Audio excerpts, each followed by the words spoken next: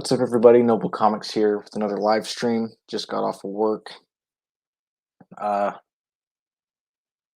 yeah, I had a few storytelling concepts. Let me get this set up right.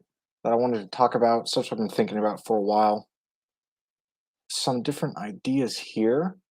So let's kind of jump into it. So recently, I've been thinking a lot about like storytelling philosophies and kind of different aspects that make good or great storytelling and basically chasing after making the greatest story of all time. Of course, that's the goal.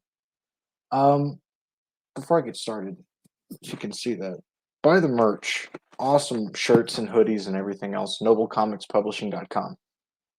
Okay, but okay, so this kind of stems from Narwhal doing his whole interactivity thing, which I now think about all the time. Uh, all the greatest shows, Breaking Bad, Game of Thrones, all that stuff. All it is just privileged information, interactivity, all that. So that was like a unique lens to start looking at stuff and writing more compelling stories. But doing kind of my own thinking, I kind of got this idea and concept of great storytelling. I don't know if it's something that's already established, probably. I don't know the name for it. If anybody does, let me know. But this concept kind of has to do with love between people. Um, and it kind of has to do with a Catholic teaching that I was taught when I was younger at Catholic school. When explaining the Trinity, which is the Father, the Son, and the Holy Spirit being one single person or one single entity, I guess. One of the ways in which that was described to me for a better understanding was, Father, Son, Holy Spirit, that is the love, the lover, and the love between them. And so that's always kind of stuck in my mind. I thought that was interesting. And so when it comes to storytelling, what I've been thinking about is sort of that love between people aspect. And I think that's what makes stories compelling. I think that's what makes great stories. So I've got here written some stuff on my phone I'll be looking down at. So greatest story ever told is going to be a love between people story because that's kind of what every story is. And what's the greatest love between people? I think that's family. And I think that like every story can be framed through my hair's kind of messy, just got off work. That every story can kind of be framed as a family story, not for better or worse. I got some examples here that we'll get to in a little bit.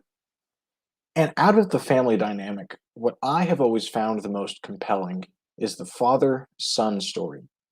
And I think that's kind of because from the traditional sense that a father's love to his son is something special because a father's love is hard to earn. Father is not a loving figure, not supposed to be. And so that relationships kind of has its own sacred nature. I think like Red Foreman and Eric Foreman from that 70s show kind of displayed that pretty well. There's always a touching moment when Red would, hug his son because it didn't happen because fathers are supposed to be hard men and they're supposed to be tough. So that aspect of this family love storytelling I find particularly compelling. And furthermore, I think we all know this is true, is that the the larger the spread of love, I'll say, the less we care. It's like that there is a limited pool of love to go around. And like I said, I think that's apparent because, like an Avengers movie, for example, uh, where the whole world is at stake, all 7 billion people are at stake, you don't really care that much. It's not very, I don't know. Technically, the in world stakes are the highest, but that produces the lowest stakes for you. And maybe it's because you know that it's going to be okay if it's that many people. But compare, it's like Age of Ultron, where Ultron is going to drop this little island basically onto the earth and kill everybody, or at least kill a whole bunch of people.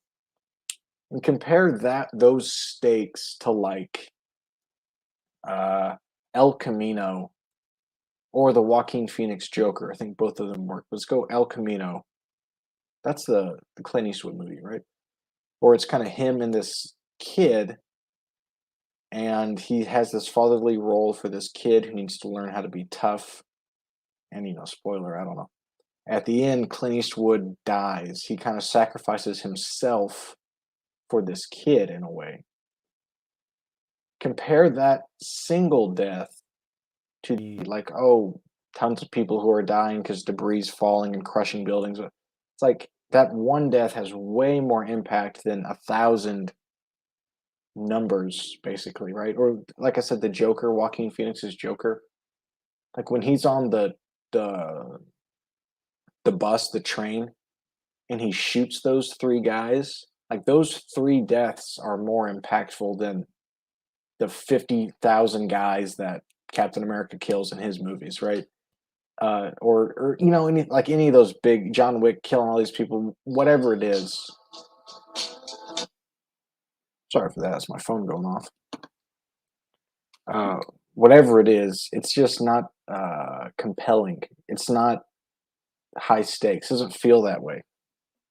And I think that's because there's a limited amount of love to go around. So these one-on-one relationships are going to be the strongest basis of storytelling. I look at like God of War, the 2018 God of War. I think that's another good example of that. Like a father-son dynamic. It's a one-on-one thing. But and like family stories, I think work too. Like like I said, everything's kind of a family story. But look at like Toy Story. We have a cast of characters, and there's love between them, uh, and we care about all these characters. The Walking Dead, kind of something. Game of Thrones, there's a lot of characters, and that's all compelling, and we care about them, but not as much as like a one-on-one solitary deal. I think the thinner you spread the love, the less you care. What I had here, yeah, bigger stories equals more people to care about, which equals less compelling. Bigger in story stakes equals lower real life stakes. Yeah, I think that's true. Because yeah, it's really about love between parties is kind of what I'm getting at. I think that's pretty true. Star Wars is a good example, and Star Wars, this plays into another concept I'm going to talk about in a minute.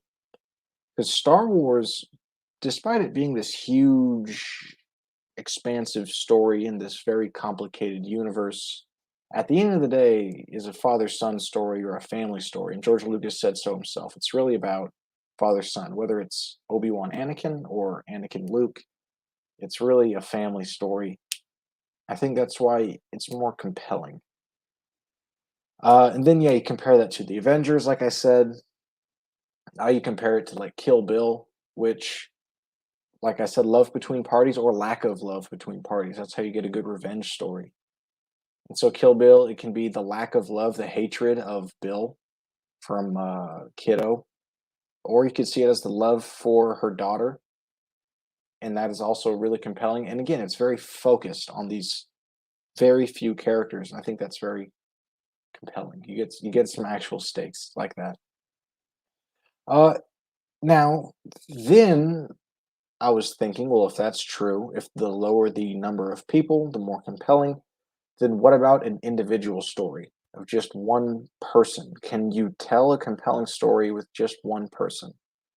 You can't, well, you can't really have love between one person. You can have a person loving themselves, but is that compelling? I don't know. That's something I got to think about more. And I couldn't really think about any good movies that explore that, just a single person, I don't, because usually if they're on their own, it's because they hate their parents and that plays into it, or some girlfriend or boyfriend or something like that. The closest I kind of got was Samurai Jack because he's on his own for the most part, but Samurai Jack is doing this. He's on this epic journey to go back to the past to save his father and save his entire nation. Um, Plus, again, there's this lack of love relationship between him and Aku that goes throughout the whole story. So even that, I don't know if it's possible to have just a single love character story, but that's the closest I could think of. So that's kind of what my thoughts are on is like a good story comes between the love between parties, and that's how you make it compelling. Who does this person love or not love, and why? And how does that play in? It's kind of like an emotional appeal. I'm gonna play around with it and keep thinking about it, but I think that's kind of like a little secret key. And if this is something that's like very obvious and has been, everybody knows about it, what is that called? Is there like a school of thought around that, or some like, this person's rule or something like that that I could look at? That'd be cool. So there's that. Also, I mentioned Game of Thrones earlier. I just started watching Game of Thrones. Never seen it before. My girlfriend watched it, and we are re-watching it, me for the first time. And I kind of I don't know if this is true for the whole series, but there's sort of a rule that I kind of picked up on that because okay, Game of Thrones, they're throwing characters at you left and right all the time. You're getting new characters that you're supposed to care about, this, that, and the other thing, and there's so many names to keep track of. And I was thinking to myself, like, does how do they introduce all these characters and get you to care about them and know who they are so quickly? And I basically have this like three trait rule that I kind of picked up on. And that's like every character should have three. I don't know if it's exactly three every time, whatever. This is kind of just like the rule. Three distinct traits, and two of them have to be for their alignment and one is against. So if they're a good guy, like take like Ned Stark. Ned Stark's obviously a good guy. So Ned Stark has like three traits. Ned Stark's honorable, he's loyal to good things, and they gotta have one bad thing. He's hard headed, whatever. And if you're someone like Cersei, who is obviously the bad guy, then they gotta have two bad traits and one good trait. She's, I don't know, incestuous. She's like a conniver, but she has like a deep love for her children, and she really doesn't want them to die, and she's kind of afraid, and there's this sympathetic nature to her. But everybody, I guess, to make them seem more complicated, everybody has these traits, but they always have like one counter to what you think. If they're a bad guy, then they'll have one counter good trait. If they're a good guy, they'll have one counter bad trait. I know that's kind of a storytelling thing to where there's like an archetype, and then they have a trait that goes against the archetype, and that is important for making a rounded character. But Game of Thrones, you can see that like clearly they just throw them in. Here's the two things that they're known for. Here's the one thing that they're not. And so I think that's kind of interesting and can really help you plan out characters at least. Let me do this. Can really help you at least like plan them out uh, to get a base work to build on later. So I think that could be interesting. One sec.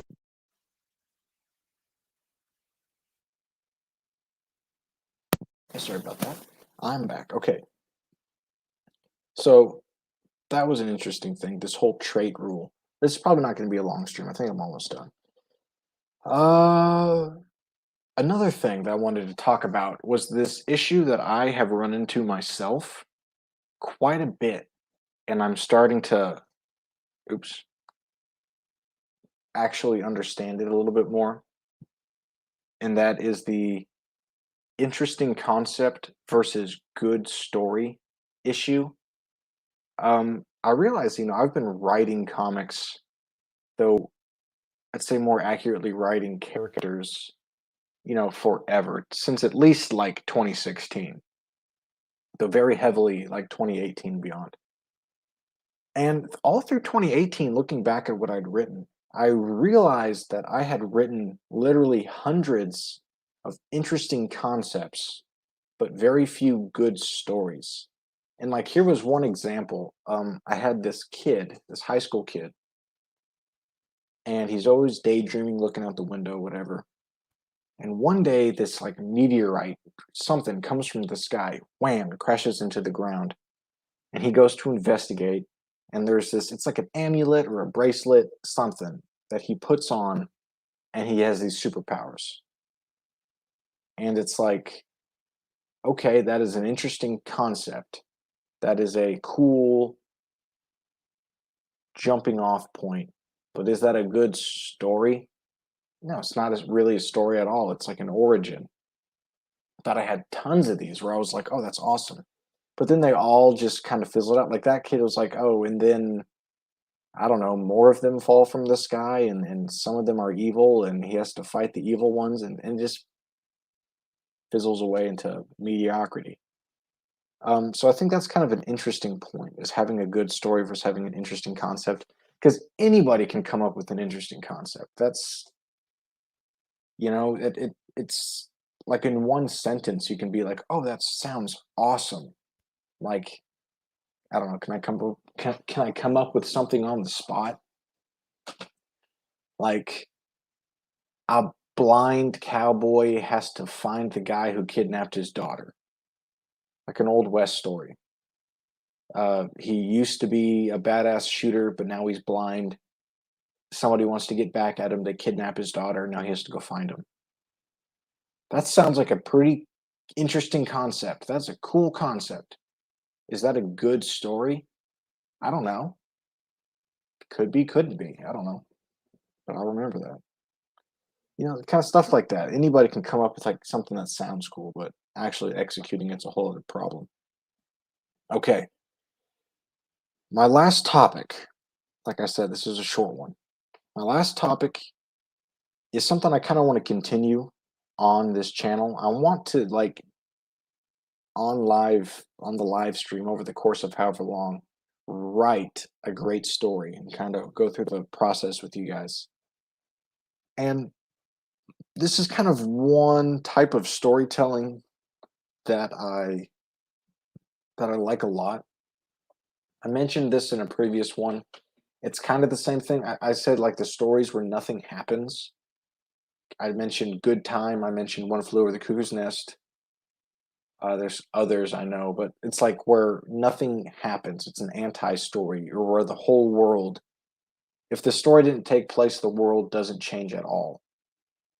And kind of going off of that, this isn't the exact same, but it is stories that introduce a vast, interesting world that the writer cares zero about.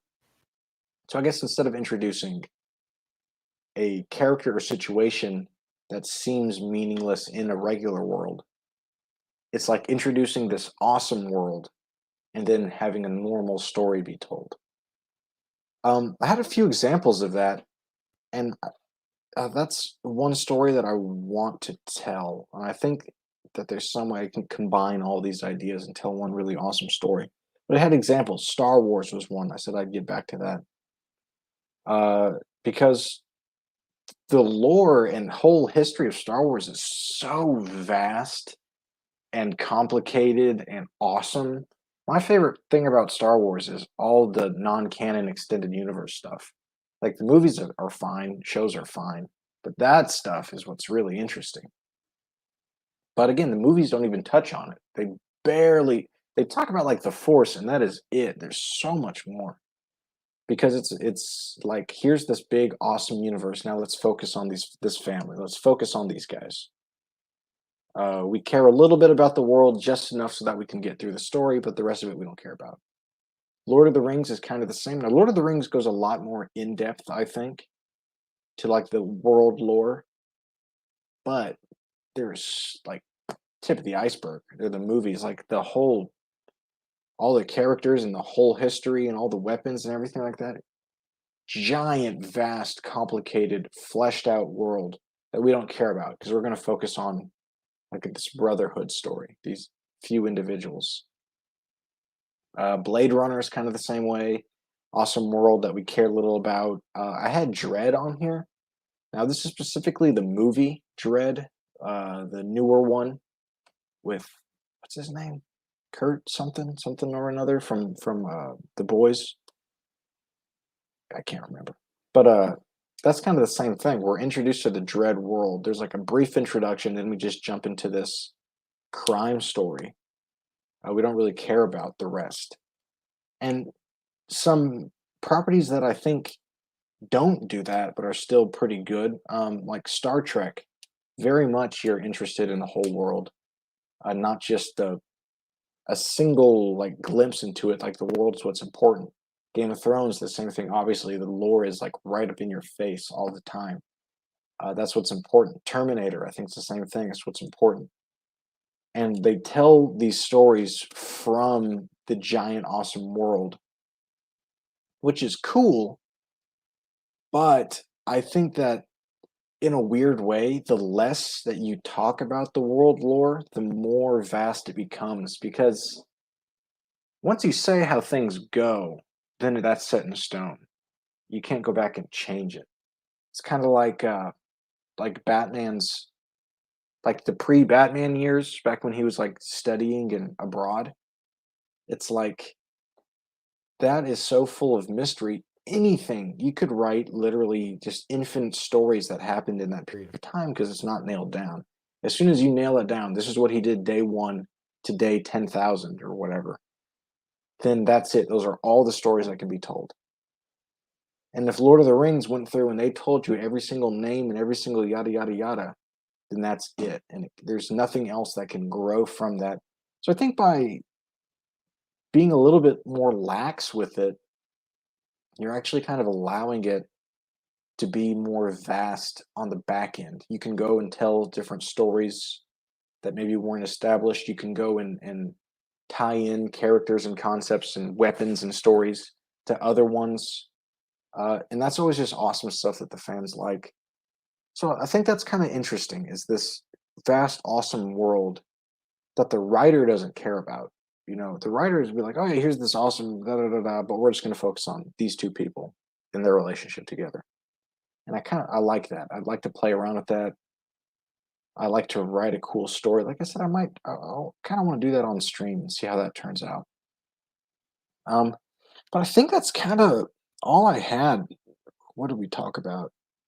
We talked about this the love between people story, the three trait thing, and then good story versus interesting concept and vast interesting world. Yeah, that's really all I had to talk about. Just kind of some concepts that have been on my mind that I wanted to get off my mind. Let me know what you guys think. Let me know if there is a name for any of these things that I'm talking about that I can't find. And I'll see you guys in the next video. See ya.